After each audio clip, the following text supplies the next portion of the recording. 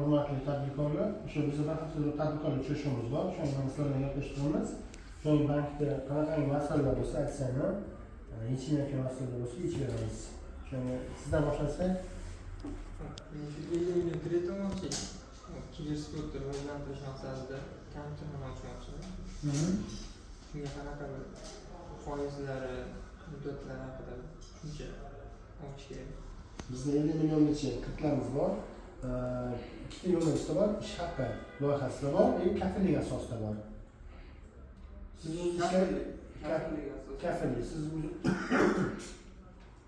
o'z-o'zini bankdan fuqarolarga beramiz 50 milliongacha kafillik asosida. Foizlarimiz qanaqa hajm? 5 yillik muddatgacha ayollarga 26%dan, erkaklarga 29%dan. Ya'ni 1 yilga 26, 27, 28, 29, 5 yilgacha. 29%. Kafillik asosida. Bu kibersport qanaqa bo'lsa beramiz, masala yo'qmi? Masala. Bo'ldi, siz hozir bular bilan bog'lanasizlar, masala berishadi. Faqat kafillik o'sha talab darajasida bo'lsa masala yo'q, beramiz. 2 soat ichida rasmiy berishadi. Aytasiz nima bo'ladi? Man 5 milyonlik kredit. Hozir 5 milliondan 50 milliongacha. 5 milliongacha misol qanaqa bo'lishi mumkin? 5 milliongacha. 5 million degan. Siz Siz qanday yashash manzilida? Majnuntol yashaydi. Yangi bor. Yangi majnuntol. Bunda hajmga ma'lumot beriladi. 5 million so'mgacha sug'urta kafillik asosida beramiz. 1 yildan 3 yil muddatgacha 1 yilga 26%, 2 yilga 27%, 3 yilga 28%dan beramiz. Sug'urta kafilligi yoki davlat tashkilotida ishlaydigan 3-shaxs kafilligi asosida. 3-shaxs, agar biror yerda ishlaydigan davlat tashkilotida ishlaydigan kafilligingiz bo'ladigan bo'lsa, sug'urta emas, kafillik asosida, 3-shaxs kafillik asosida qilib beramiz. Agar kafilligingiz yo'q bo'ladigan bo'lsa, sug'urta asosida qilib beramiz. Ish staji qancha bo'lishi kerak o'shanda? Kafillik.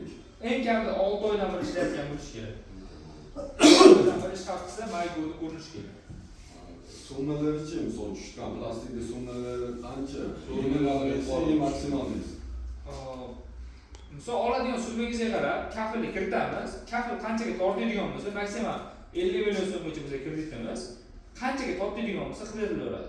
Misol uchun 50 millionga deb summani kiritib, kafillik kiritsangiz o'tmaydigan bo'lsa, summani pasaytirib kiritib ko'rishingiz mumkin. Misol uchun 30 million bo'lishi mumkin kafilligingiz, yo 40 million bo'lishi mumkin, 35 million bo'lishi mumkin. Holatiga qarab turib beramiz. Dastur qarz degan narsa bor. Misol uchun o'zimiz zarur xarajatlardan buni kreditlar bo'lishi mumkin. O'sha xarajatlarni qoplash kerakda. O'shanda o'zi tortmaydi ko'rib berishadi bunda. Aka masala yo'q. Shu 5 millionligidan berasiz. Bo'ldi, ko'ramiz. 3 ta mahalla bankimiz bor. Qaysi hudud sizga qarashli qilib berishadi masala. Aka sizcha o'quv markazi bor. O'quv markaziga 7 million to'lab berishim kerak. Kamchiligini to'ldirishim uchun. Shunga qanaqa foizlar, qanaqa nimalar bor?